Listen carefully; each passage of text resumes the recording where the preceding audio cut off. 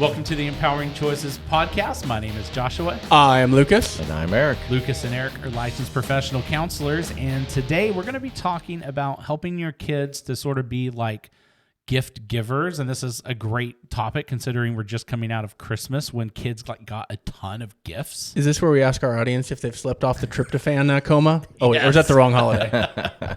Yeah, and I know for this year, for my son, he's just got way too much. It hasn't. So as of the recording of this podcast, Christmas hasn't even happened yet. I know, but and you're already saying he's got way too much. Yeah, and well, we did just get back from visiting family in California, and we did have a little Christmas down there. And when we left, we said if that was all there was, he would have been fine. That would have been enough. Like we should take everything back because he's like what, like 18 months, 2 years, months, yeah. So he's got plenty. But is your house drowning in toys the way mine is? It's starting to, yeah. Yeah, right. So, I was just telling my children this morning that like when they're walking through the living room and like kicking toys out, I'm like, all right, you got to clean some of this up before we do anything else. Yep. It's just yeah. Well, and yesterday I almost tripped over a Mario Kart when I was trying to get into the pantry, and that almost caused a bad problem. That's only going to get worse.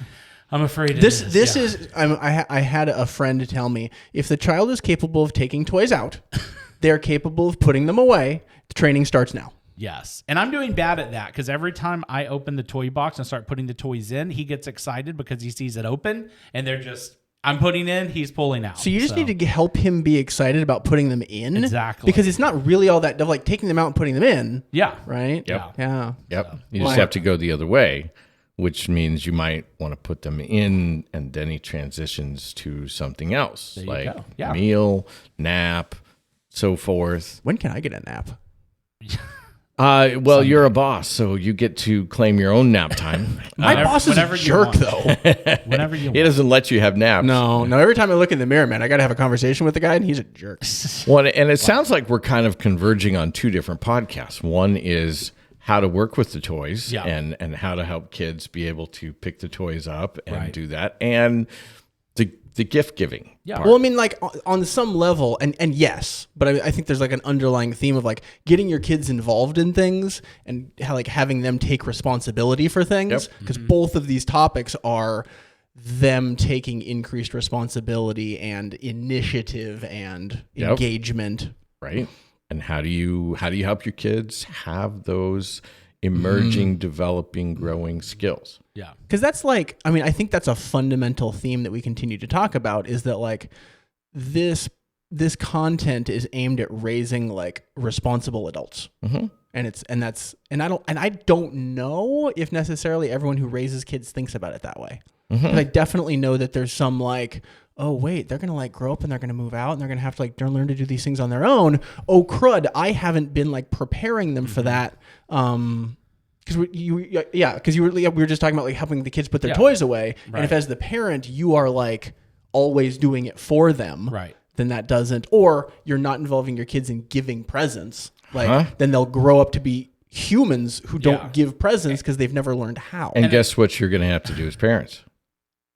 Suffer the consequences one way or the other. Well, but if you haven't helped them to learn how to put things away, guess what their apartments are going to look like if they even move away from home. If you move away from home, out of the basement. They have a show out there, and it's called I Married a Mama's Boy. Mm-hmm. And so you see moms who come over and clean the apartments. Oh, so this may be a person who did successfully move out. Yes. However, they did.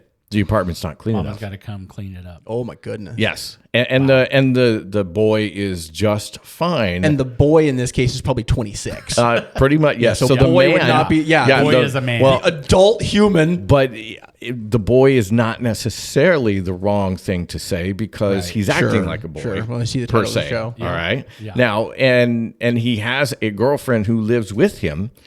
And mom comes over and cleans the apartment to the standard that should be clean for her son.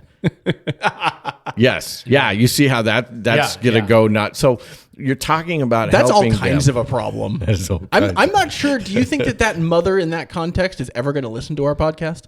No.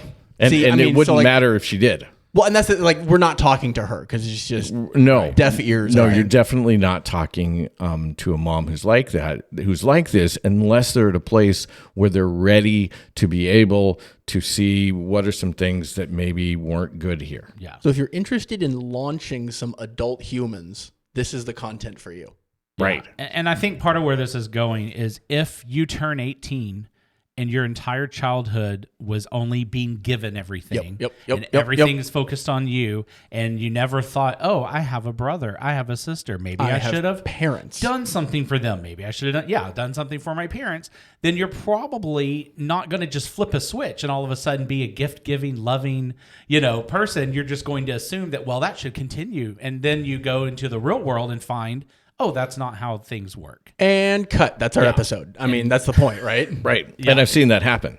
Yeah. Sure. Well, I mean, I had a friend who said it really well.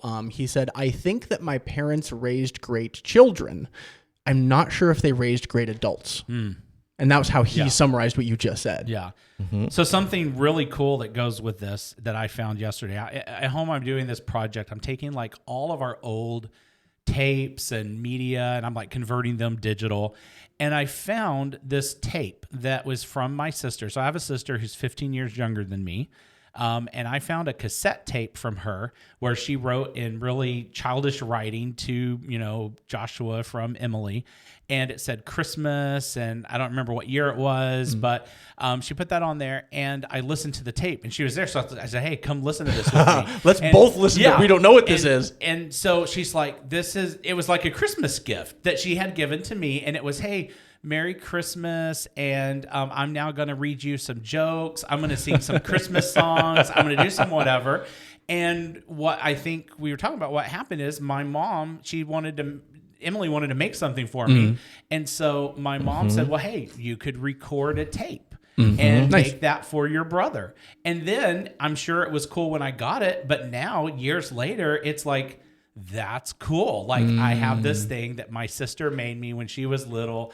And that, I think, is kind of where we're going with this. It doesn't mean your kids need to go, get a job at 12 years old and buy money and buy people Nintendo Switches. But what can you do as a parent to say, well, hey, could you make this craft? Hey, could you record something? Hey, what could you do and participate rather than just receive? Well, particularly saliently, like my brother had a birthday recently, and my daughter, his niece, was like, we want to make a birthday card for Uncle.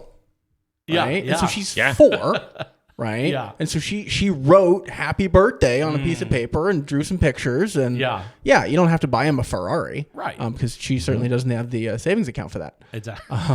One, I have a friend who is, not doing the best financially at the moment in their life. It's just kind of a down period. And their family members are going to be coming into town. And so that makes, nephews and nieces. And the idea is I'm going to have them over and we're going to do crafts. And that's going to be my Christmas present to them. Is it's going to be an time activity with me to where we're making things. And they're going to make Christmas ornaments. Nice. And so it's a great idea. I mean, we're really trying to get back to the idea of it's the thought that counts. Yeah. Because really some of those for a lot of people are going to be the gifts and the things that they hold on to the most because they have the most memory attached to them. Right. And so we're kind of looking at, okay, what is it? How do you get your kids involved in being able to be a part of being a gift giver? You mean you want us to actually talk about like practical stuff, Eric? Not just like just high level theory? Tools and, things like this. Because, I was sharing with you guys earlier that, one of the things that I do, when it comes to birthdays or Christmas or, whichever season or piece is coming up in some of the kids' lives that I work with, is I'll say, okay, well, what are you getting, for your sister, for Christmas? This is like a client. That's the scenario. Yep, that's like a client. And I'll get met with this look and then sometimes the sentence, what sister? What sister? From like your 10-year-old, for example. Right. Wait, I have a sister. When did that happen? Yeah. Or I'll say, hey, what are you getting your mom for Christmas? And then I'll get met with, Why would I do that? Mm-hmm. They do remember they have a mom, though. They do remember they have a mom, because she's feeding them. Yeah. And so there's a lot of this. Why would I just know they get me presents? Well, and that, me. Why would I get them presents? And I'm like, okay, that's insightful. Mm-hmm.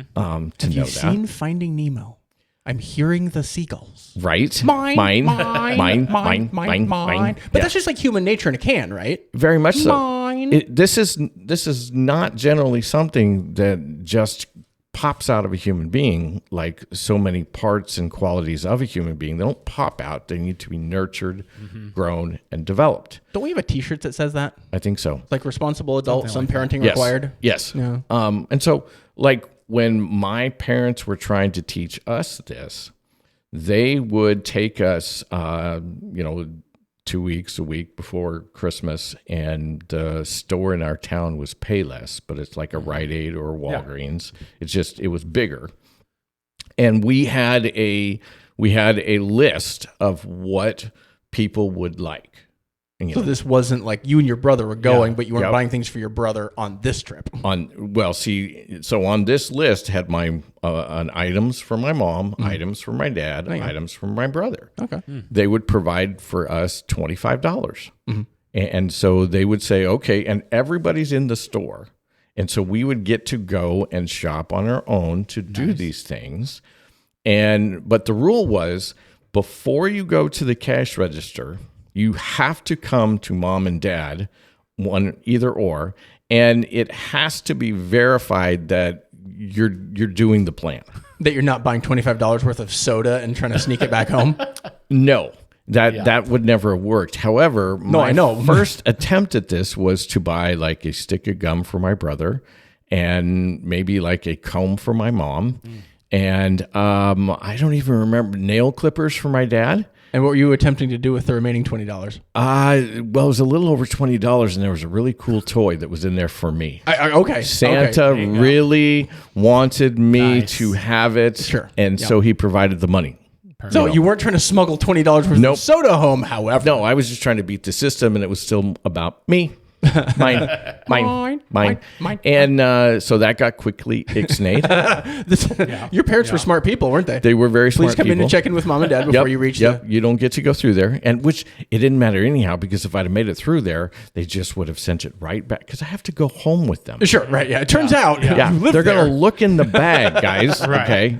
So there's all of these layers of safety nets. Of responsible parenting. Right. They would have, they had the receipt. They would have taken me back in. We'd have done this again. So it got ixnayed. I got told nothing for me. Try again. After about 25 minutes of stomping around mad in the store, I just happened to look up. That's a realistic. We need to make sure that's in the story, right? Yeah. Because your kid's not going to like you asking them to do things like this. And it's okay. Well, yes. I tell kids in session, I understand you don't like the rules. You don't like what mom and dad are saying. I don't fault you at all for that. I totally understand that. That's not bad. I was the same way as probably were your parents, and they're sitting there nodding. Yep, there were things we didn't like either. That's a part of being a kid. Part of being a parent is that we go, but we have this brain development shift difference. And so now we look at this logically and can understand how you really need this. If you want your children to be people who give gifts, right? Take out the trash, right? Do their own laundry, and get jobs. Guess what I forgot to do last night? Take out the trash. I did. But since I moved to a new house, what I realized... it's like today trash day and you forgot. Today's trash day. But what I also realized is that the trash of this... Well, the trash of this house... That's a great sentence. I know, right? The garbage man does not come way early in the morning. He comes like later in the day. So I'm leaving at like 7:30 and I'm looking out going, it hasn't been picked up yet. I can go take it out. So I got to take it out. That worked out well. I still really want to remember the night before, but that's a different piece. I happen to look up when I'm in the store, and I just looked up, still mad, not as mad, and there was a serving plate that was on the shelf. And I looked at my list, and my mom had put serving plate. And I went, oh, that's interesting. And then I looked, and there's a couple more. And they're everything from plastic to porcelain. And I went, well, I'll probably get ixnayed and grounded if I go with the plastic. So let's look at these other ones. And so I started looking, well, what does my mom like? What is the color she likes? What are the designs she likes? I'm just thinking this way. So you were motivated by your parents' kind of like, Right. I'll just say discipline of like, no. And that Right. was the initial motivator. And then you went, okay, fine. And then you started using some higher level thinking skills of like, okay, well, let's actually like dig into this a smidge. And I'm thinking about the conversations that I've heard my parents talk about decor that are somewhere in the recesses of my memory that are coming forward going, that serving plate would look perfect with the rest of the dishes. She has like blue or whatever. Exactly. And there were two. And so I went for one, and then I went around and I started getting some other things. And then I'm, adding things up and realizing, oh, that's over the $25. So then I go back to the serving plate area and I'm recalculating things. And I went with the one just down from the one that I had gotten. Oh, because you were over budget. Because I was over budget. Which is also a good skill. It is a good skill. And then at the same time, that opened up the budget a little bit. So then I went and did something a little different for my dad. I don't remember what that was that I got him. And then that allowed enough of a budget that I could actually get my brother something more than just a stick of gum.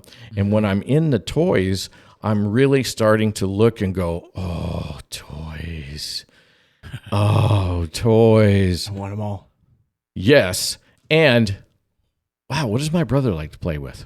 Because we're two very different people, and he was 5 years younger. And so I'm picking out the best toy I would love to play with when I was his age that I think he will like. And when it all came down to it, I still had about $2.25 left over, to which I presented very proudly to my parents. And then they said, here's a couple bucks. There's your payment. Go get a soda and something. Right, you can afford a stick of gum for you now. Now you've got something for you. Every Christmas we did that. Every birthday, mom or dad would take one of us and say, what would you like to get for your brother? Now they're providing the funding to a certain degree. Sure, because you're like 10 or whatever. Right. Now, prior to getting a job. Right. And it's not that we didn't, like, we had allowances and chores, and there was a whole system that, I put in the parenting manual. Sure. And so if there was more expensive things we wanted to get, we had avenues to be able to earn more money. And so that allowed us to, really start thinking about, it's going to be my brother's birthday. And it wasn't, well, I'm not going to get him anything. The expectation was, it's your brother's birthday. What are you going to get him? Yeah. And you're going to be a part of it. And, we would lose privileges if we, did the whole, nope, not going to do it. Nope, not going to go. Nope, just get him a pack of gum. It was an expectation from your parents that then became a cause for discipline if you were not This obedient is a to the expectation. non-negotiable piece. You are going to learn to care about the people in your family, and this is one way of doing it. We're teaching you the skill of giving gifts.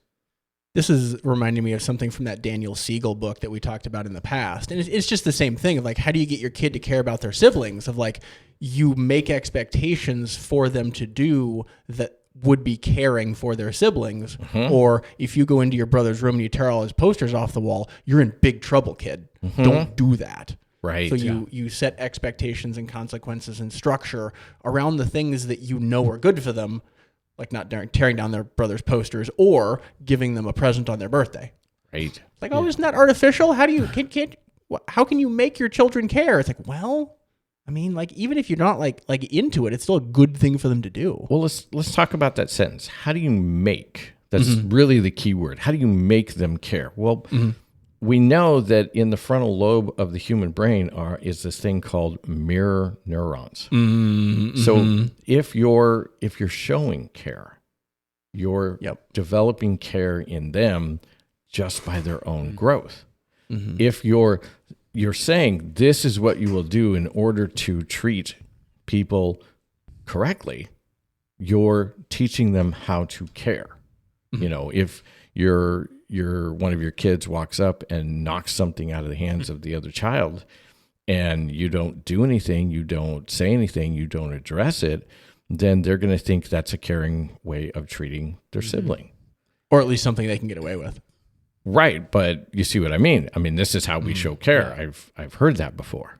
And it's like, okay, because they're going to attach care and love to the things that they can get away with as a way of interacting with each other. Right. You know, I've had clients, as I'm sure you have as well, that said, well, this is how we showed love in our house. Mm-hmm. Is that not what everyone does? Mm-hmm. You know, and so you are, we'll go back to that sentence, making them learn how to care and show that they care as you're raising them. Well, and the thing that I was thinking about when you said mirror neurons is like, if you as the parent do the things that are your responsibility that are good, right? If your kids see you getting people gifts, right? You know, that form of imitation. Yep. There's something that I've said in my house so often that now my children are just aware of the phrase, because I mean, I say it in front of them. You know how you get your kids to eat vegetables? Eat them yourself. Yeah. Eat them yourself, right? And so I've heard my 4-year-old parrot that back to me. Usually when my 2-year-old is attempting to steal carrots off my plate. But like, well, it's so funny that you would say that, because when my son was in grade school and we went to have lunch with him one day, and at school, and I think he's in like 3rd grade. The assistants and the teacher came over and said, "You have to tell us your secret." And we're like, "What are you talking about?" He's the only one who will take salad or vegetables of anyone in the class and maybe anyone in the school. Anyone in the school. How do you get him to do that? Because most of these kids come back with ranch plates, and we think there's food under the ranch. That is also my children, given the given the opportunity. The opportunity. Yeah. Given their own. Right. Mm-hmm. And they said, well, how do you get him to do this? And I said, it's simple. You eat them in your house, and you serve offer them in your you serve house. them, you eat them yourself. You have them as a part of it, and it's a part of the meals. And they just looked at me and went, you offer them at home. That was like incredible light that they were seeing for the first time. Yeah. And I'm like, wow, what do you guys eat at home? I mean, not vegetables. Not vegetables. I learned very quickly what their diet is closer to, just based on that. Yeah, and I think another thing I was just kind of thinking about along with this is it is important. I don't know what you would call this, like to respect the gift and to let them know that it's meaningful. So, for instance, my little niece gave me this drawing that, you know, to her is this very valuable gift she's created for her uncle. Mm-hmm. You know, I like it, but it's, you know, it's not like you're probably not going to frame it, but but it's important that I show her, hey, that's really cool. I'm going to put that up. I'm going to do something with it that is valuable to me. And one of the things I was thinking about that was kind of cool for me, both as a child and an adult, our school did this thing where they had these like gifts that you could buy for your parents or grandparents. And so you had to get the money from the parents, but this is like when I was in elementary school. And then they had, you know, you could go, but it was like stuff that was really inexpensive, but you could buy it and then you could wrap it at school. And so I bought some stuff for my parents. I bought some things for my grandparent. I brought this thing from my grandmother that was just like a little bread basket little thing. And I got that for her probably when I was in like the 2nd or 3rd grade. Well, at some point she mounted that in her kitchen as like decoration. Mm-hmm. And to me, that was really cool. Every time I would see that, I would just be like, oh, wow, I got that for my grandma. And she thought it was valuable enough that she's put it up as decoration. And then as an adult, when she passed away and we got to get something from grandma's house, that's what I took, because that was meaningful to me, as this was a gift I gave my grandma, and it literally is now here on the wall, and it was here her entire life. And so I just, you know, that's an important piece of that. One of my 5th graders, she was in, it was 5th grader, years and years, I mean, over a decade ago. she had colored me this great big picture, and it was a gift from her to me. That colored picture is framed and hanging in my office at home and has been ever since she gave it to me. Wow. And she found me on Facebook, like, I don't know, 3 years ago. And I just happened to share with her that I still had her artwork, and it was, framed and hanging, and she was incredibly touched by that. And she has since then told me, there are little things that actually I have that I do that I picked up from you when you were my teacher.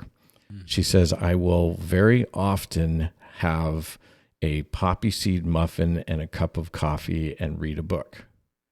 And the story of that is every morning I would go to school, I would stop by a store and get a poppy seed muffin.